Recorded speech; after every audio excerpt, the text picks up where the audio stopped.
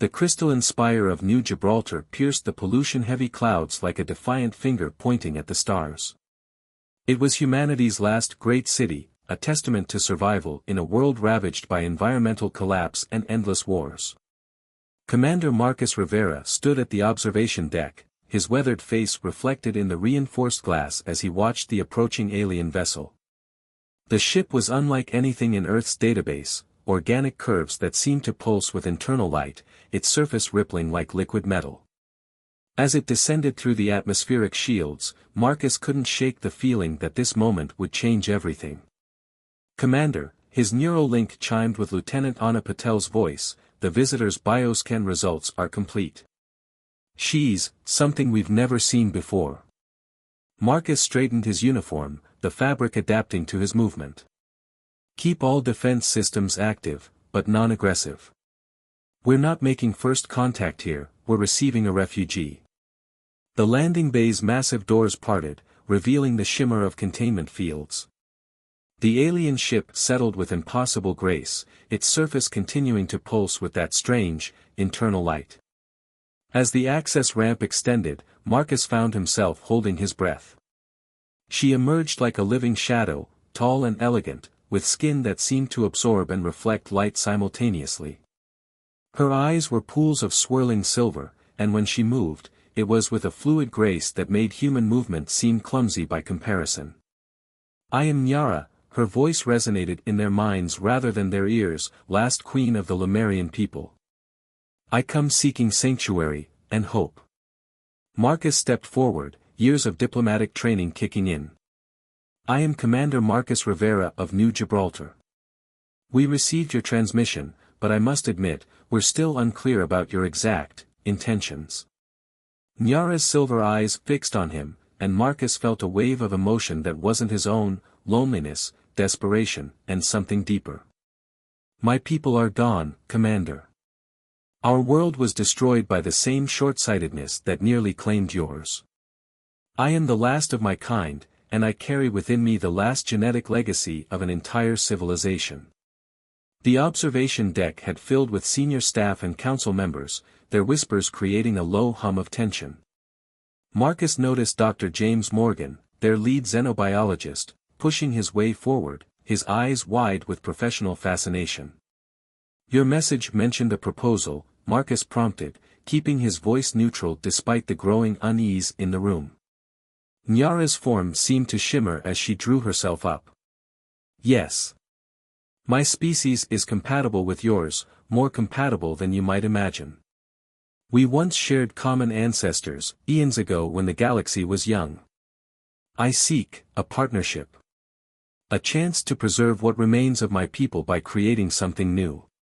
A fusion of our species." The room erupted in murmurs. Dr. Morgan stepped forward, his scientific curiosity overriding protocol. "Fascinating. You're suggesting genetic compatibility? That's dash. Impossible," cut in a sharp voice. Council member Victoria Hayes emerged from the crowd, her cybernetic eyes glowing with suspicion. "You're asking us to compromise human genetic purity for your own preservation."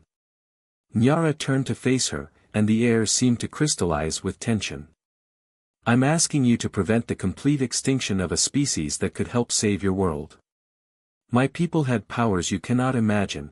We could heal entire ecosystems, communicate across vast distances, share knowledge through direct neural transfer. All of this could be preserved, enhanced through combination with human resilience." Marcus watched the reactions ripple through the assembled crowd. He saw fear, fascination, disgust, and hope war on different faces. This was more than a refugee seeking asylum, this was a moment that would test humanity's capacity for change. "The council will need to deliberate," he said finally, breaking the charged silence. "Until then, you'll be given quarters in the diplomatic section. Dr. Morgan will oversee your medical evaluation, with your consent." Nyara inclined her head in agreement, but her silver eyes held Marcus's gaze. "Time is precious, Commander. My biological clock is not infinite, and with me dies the last chance for my people's legacy to survive." As she was led away, Marcus caught Dr. Morgan's eye. The scientist was practically vibrating with excitement, but there was something else in his expression, a recognition of the weight of this moment. "Commander," Morgan said quietly, "if she's telling the truth about their abilities, this could be exactly what Earth needs. We've been losing the battle to restore our ecosystem for decades." Marcus watched Nyara's retreating form, her presence leaving traces of silver light in his vision. "Or it could be the final nail in humanity's coffin, Doctor. The question is, are we wise enough to know the difference?" The city's lights flickered as night fell, casting long shadows through the observation deck. Somewhere in those shadows, humanity's future was taking shape, for better or worse. The laboratory hummed with energy as Dr. James Morgan studied the holographic display of Nyara's DNA structure. It was beautiful, a double helix interwoven with what appeared to be crystalline structures that defied conventional genetics. He'd been working for 3 weeks straight, sleeping on the lab couch, determined to understand the impossible being who had landed in their midst. "Your fascination is touching," Nyara's mental voice carried amusement as she sat in the observation chamber, silver skin gleaming under the medical lights. "But you haven't slept properly in days." James ran a hand through his disheveled hair, smiling despite his exhaustion. "How can I sleep? Your genetic structure, it's revolutionary. These crystalline formations, they're not just decorative, are they? They're information storage systems." Among other things, Nyara stood, moving to the transparent barrier between them. "My people stored memories, emotions, even entire histories within our genetic code. Each of us was a living library." James approached the barrier, his reflection overlapping with her silvery form. "And now you're the last library left." The sadness that rippled through the air was almost tangible. "Yes. Which is why she stopped as the laboratory door slid open.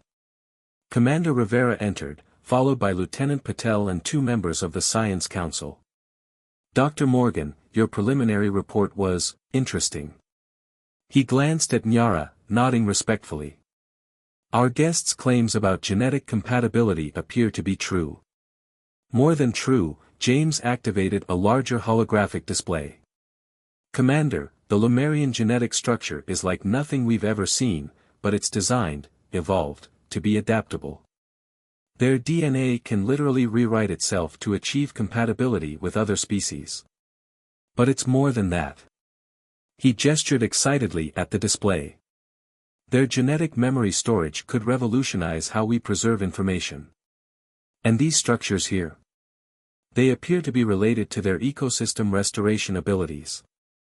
Lieutenant Patel stepped closer to the display, her cybernetic eye whirring as it analyzed the data. "Could these abilities be passed on through genetic fusion?" "Theoretically, yes," James glanced at Nyara. "Though we'd need to dash." An alarm blared through the facility, cutting him off. Red warning lights began flashing as security barriers slammed into place. "Containment breach in Section 7. A voice announced over the comm system. "Unregistered biological agent detected." Commander Rivera's hand went to his sidearm, but Nyara was already moving. Her form seemed to blur as she pressed her hand against the laboratory wall. Silver light pulsed from her fingers, spreading through the building's neural network. "There," her voice echoed in their minds. "I can sense it. Something is attacking your hydroponics section, a rapidly mutating bacterial strain." James watched in amazement as holographic representations of the infection appeared in the air, courtesy of Nyara's connection to the building systems. The bacteria was unlike anything he'd seen, adapting and evolving in real time to overcome the facility's defenses. "We can't lose those crops," Rivera's voice was tense. "It's 30% of our food production." "I can help," Nyara's form began to glow brighter. "But you'll need to lower the containment field and trust me." James saw the conflict on Rivera's face, trust the alien or risk losing a crucial food source. Finally, the commander nodded, and James deactivated the barrier. Nyara moved like liquid light, flowing through the laboratory and into the corridors. The others followed, watching as she approached the sealed doors of the hydroponics section. She placed both hands on the door, and suddenly everyone present could feel what she was doing. Through her awareness, they sensed the microscopic battle taking place, the bacteria attacking the precious crops, the facility's automated defenses failing to adapt quickly enough. But then Nyara's power flowed into the system, and James gasped as he witnessed the impossible. She wasn't just killing the bacteria, she was rewriting its genetic code in real time, transforming it from a destroyer into a protector. Within minutes, the alarm ceased, and the emergency lights faded. The threat has been neutralized. Nyara turned to face them, her silver skin dimmed with exhaustion. I've reprogrammed the bacterial strain. It will now help strengthen your crops against future infections. The silence that followed was profound. Commander Rivera stepped forward, his expression complex. You saved our food supply. And demonstrated exactly why some people are afraid of you. That power, to rewrite life itself, is exactly what your dying world needs, James interrupted, earning a sharp look from his superior. Commander, think about it. The bacterial strain was adapting faster than our defenses because our environment is changing too rapidly. We're losing the battle to save Earth's ecosystem.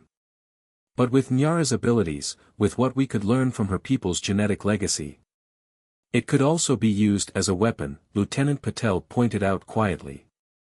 Nyara's mental voice was tired but firm. All power can be used for creation or destruction. The choice has always been yours. My people chose creation until the very end. We died trying to heal our world rather than weaponize our gifts. James watched the commander process this, seeing the wheels turning behind his stoic expression. Finally, Rivera spoke. Dr. Morgan, expand your research. I want to know everything about these abilities and how they might be passed on. Lieutenant Patel, increase security but, discreetly. And Nyara. He met her silver eyes. Thank you. As the others filed out, James stayed behind, watching Nyara examine the now thriving crops through the observation window. You didn't have to reveal so much of your abilities, he said softly. Some will see it as a threat. Perhaps, she turned to him, and he felt a warm brush of gratitude in his mind. But I chose to trust.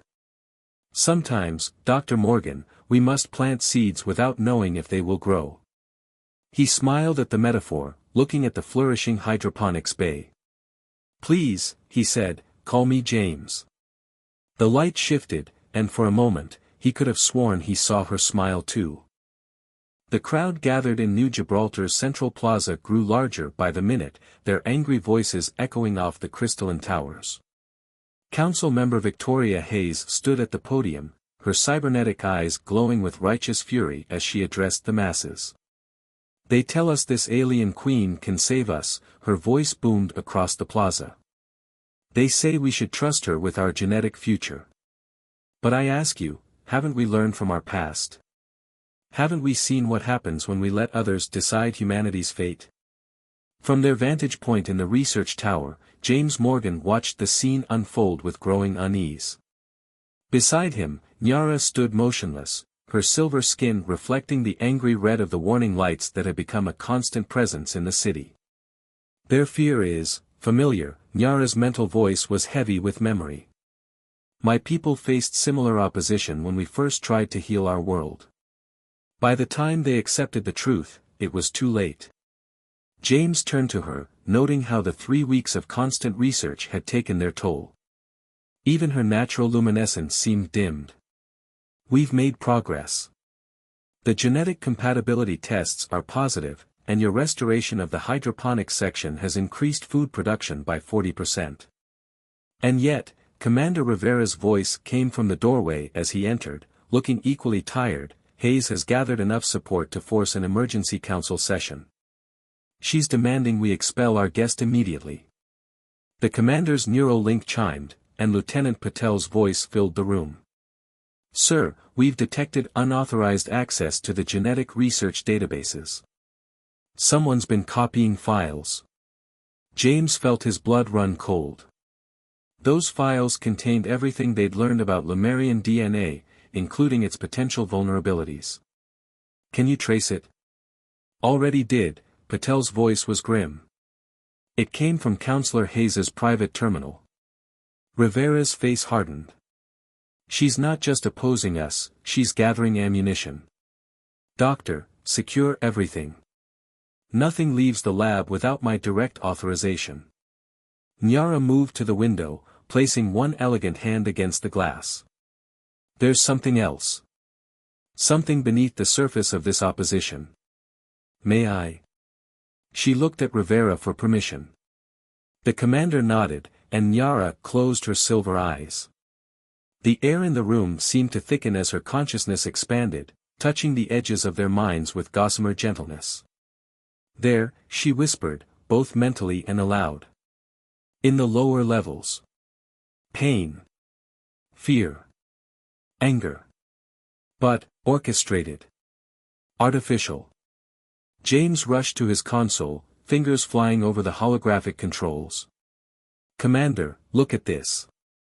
The chemical analysis of the water supply for the lower sectors shows elevated levels of aggression-enhancing compounds.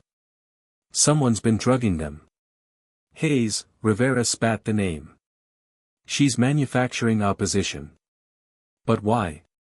What could she possibly dash? The explosion cut him off.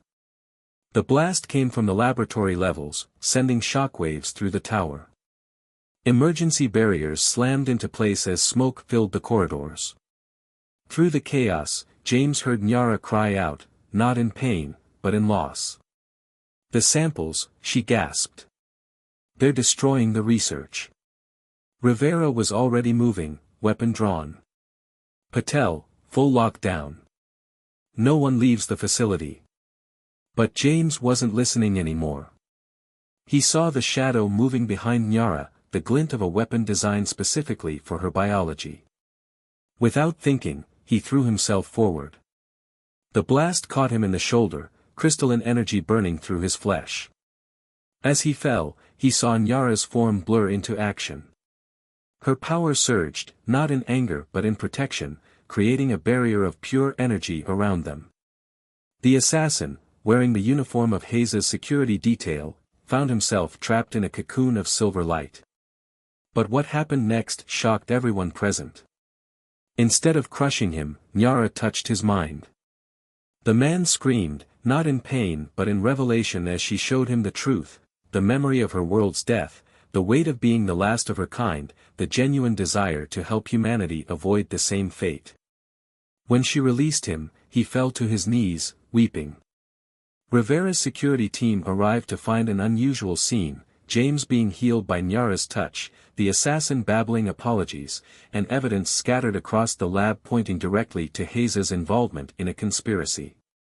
She's working with someone off-world, the assassin revealed between sobs. They want the Lemurian genetic research. They promised us protection when they said Earth would fall.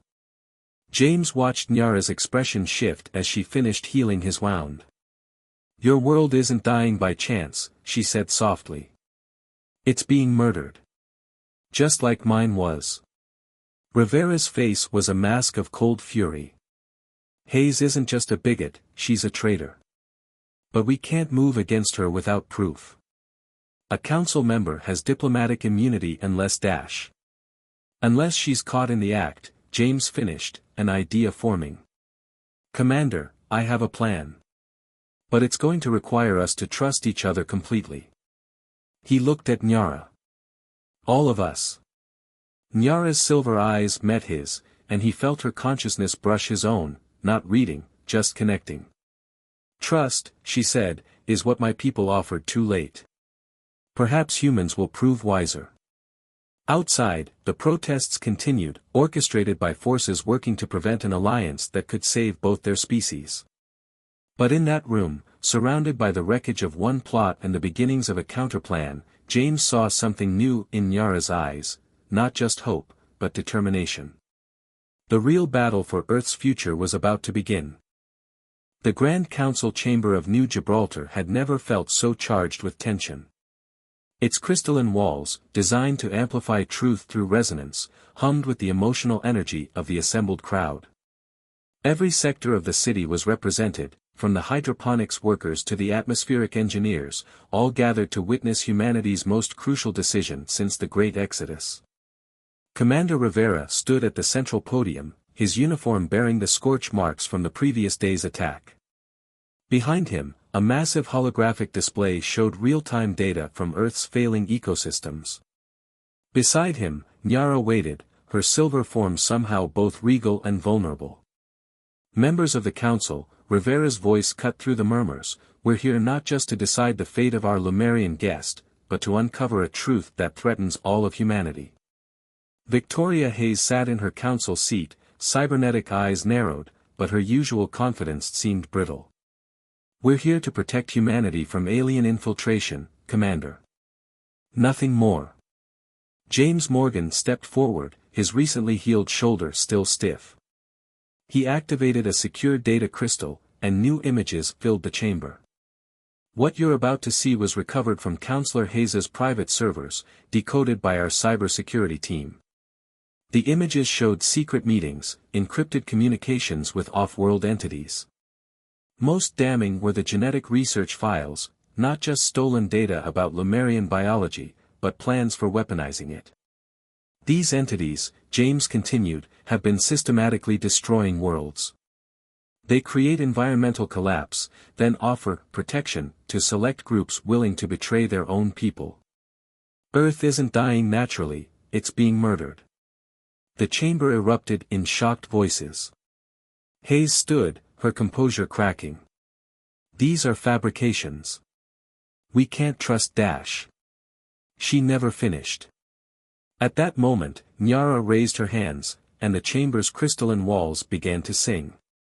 But it wasn't just sound, it was memory, pure and undeniable.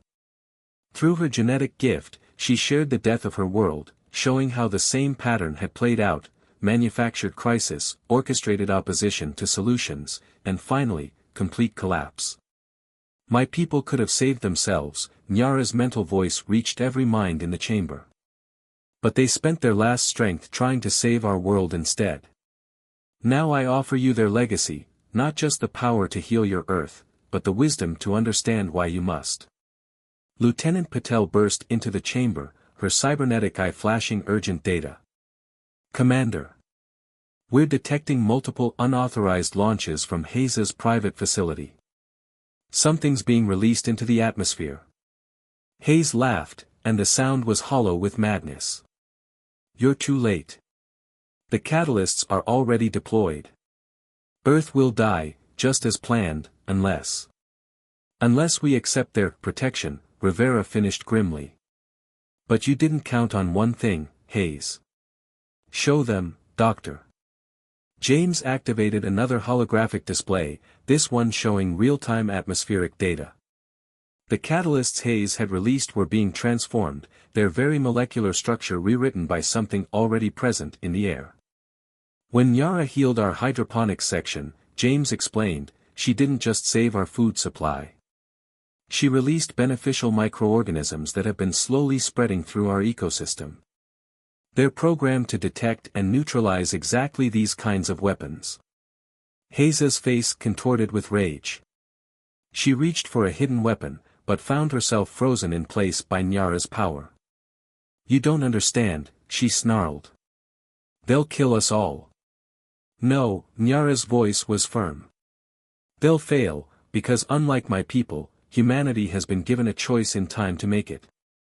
She turned to address the council directly. I ask not just for sanctuary, but for partnership. Let me share my people's gifts with yours. Let us heal this world together. The council chamber fell silent as the truth settled over the assembled leaders. Earth's deterioration was no accident, and now they faced a clear choice, embrace change and survival, or cling to isolation and face extinction. Elder Council Member Chen, his ancient face lined with wisdom, spoke first. We have voted against change before, claiming to protect humanity's purity. But purity without survival is meaningless. I vote in favor of the Lemurian proposal. One by one, other council members began to voice their support. Hayes, still held immobile, watched her conspiracy crumble as her allies realized they'd been manipulated by forces that never intended to save them. "The vote is nearly unanimous," Rivera announced finally. "The proposal is accepted." But even as hope filled the chamber, James noticed Nyara's expression shift. Her silver eyes widened with alarm just as every screen in the facility began flashing red. "They're coming," she whispered, both to his mind and aloud. "The ones who killed my world, they know they've failed here. And they're coming to finish what their agents couldn't accomplish." Rivera's neural link exploded with emergency signals. Multiple objects entering the atmosphere. Energy signatures unlike anything we've encountered. "Then humanity will face its first test sooner than we thought," James said, moving to stand beside Nyara. "But this time, we don't face it alone." Nyara's form began to glow with internal light, and those present felt her power reach out to touch their minds, sharing knowledge and strength. "Together then," she said, and her voice carried both challenge and hope.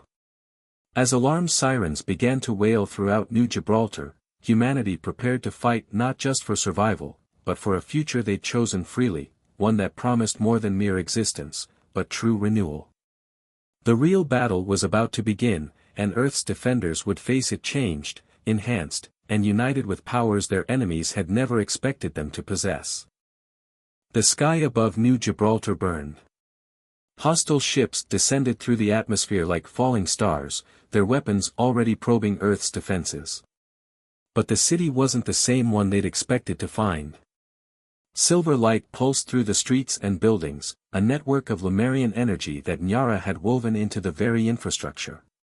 In the command center, she stood with her hands pressed against the central console, her consciousness merged with the city's systems. "Their ships are powered by corrupted biological technology," she reported, her mental voice reaching everyone in the room. "They've twisted the same gifts my people used for healing into weapons of destruction." Commander Rivera studied the tactical displays, his expression grim. "Can our defenses hold?" "Not alone," James answered, monitoring the biological data streaming across his screens. "But we're not fighting alone anymore." Throughout the city, the changes were already visible. The first wave of volunteers who had accepted Nyara's genetic gifts were taking their positions. Their skin shimmered with traces of silver, and their minds were linked in a network of shared consciousness that no enemy had anticipated. "First wave approaching," Lieutenant Patel announced. "They're targeting our environmental control systems." But as the enemy ships opened fire, something extraordinary happened. The volunteers raised their hands in unison, and barriers of pure energy materialized above the city. The hostile weapons fire didn't just bounce off, it was absorbed, transformed, and redirected back into the Earth's healing process. "They don't understand," Nyara's voice held a note of satisfaction. "Every attack they launch only makes us stronger. The energy they use to destroy, we reshape to create." In the streets below, more citizens were stepping forward to join the defense. The fear that Hayes and her conspirators had tried to seed had transformed into resolution. Humanity had made its choice, and now they would fight for it. James watched in amazement as the first human Lemurian children, born in the months since the Council's decision, were already showing signs of abilities that surpassed both species. They glowed with internal light, their minds naturally linking with both the city's defenses and the Earth's recovering biosphere. "Their flagship is preparing something," Rivera warned, highlighting a massive energy buildup in the enemy fleet's central vessel. "Whatever it is, it's big." Nyara's silver eyes snapped open. "They mean to repeat what they did to my world, a targeted strike to shatter the planet's biological matrix. But they don't realize." A smile touched her lips. "James?" He nodded, activating the systems they'd spent months preparing. Initiating Project Renaissance. Across the globe, hidden repositories of Lemurian-enhanced organisms activated. The Earth's soil, water, and air began to pulse with new life, not just healing, but evolving. The planet itself was awakening, transformed by the union of human determination and Lemurian wisdom. The enemy flagship fired its weapon, a beam of concentrated anti-biological energy that should have stripped the planet of life. Instead, it met a planetary defense grid unlike anything in the galaxy. Every plant, every microorganism, every drop of water had been enhanced to resist and adapt. Now, Nyara commanded, and the transformed humans acted as one. They didn't just deflect the beam, they caught it, channeled it, and turned its power back upon the hostile fleet. The enemy ships, relying on their corrupted biological technology, found their own systems turning against them. From his position at the console, James felt Nyara's consciousness brush against his. In that touch was pride, gratitude, and something deeper, love, not just for him, but for the potential his species had shown. The battle ended not with a final explosion, but with a transformation. The enemy fleet, their biological technology purified by the combined power of human and Lemurian science, dissolved into a shower of light that rained down upon the Earth, adding its energy to the planet's healing. Hours later, as the sun rose over New Gibraltar, the city's inhabitants emerged to find their world changed. The toxic clouds that had choked the sky for generations were dissolving. New life was sprouting from soil long thought dead. And in the medical center, more human Lemurian children were being born, each one carrying the genetic memories of both species' triumphs and mistakes. Commander Rivera found Nyara and James on the observation deck, watching the sunrise. "The Council wants to know what we should expect next," he said. "Other worlds will have heard of what happened here." "They'll come," Nyara answered, her hand intertwined with James's. "But not as conquerors. What we've created here, this union of your adaptability and my people's wisdom, it's what the galaxy has been waiting for. A way forward that doesn't require destruction." "And Hayes?" James asked. "Her conspirators?" "Being rehabilitated," Rivera replied. "Nyara's showing them the truth, the whole truth, about what their protectors really intended. Most of them are already begging to help with the restoration projects." The commander moved to leave, then paused.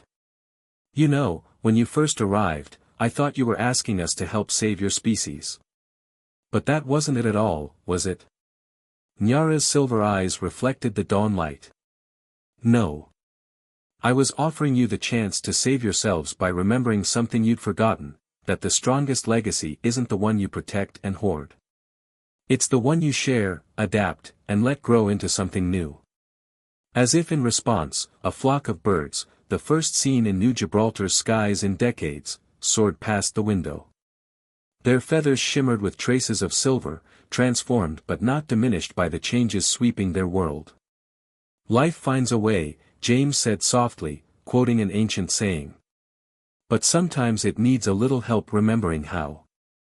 Nyara's mental touch reached out one last time, embracing not just those present, but all of humanity. In that touch was a promise, not of a perfect future, but of one worth fighting for, worth changing for, worth believing in. The last queen of the Lemurians had come seeking to preserve her people's legacy. Instead, she had helped create something entirely new, a future where the best of both species lived on in forms they could never have imagined alone. And somewhere in the restored gardens of New Gibraltar, a silver-skinned child looked up at the healed sky and dreamed of worlds yet to come.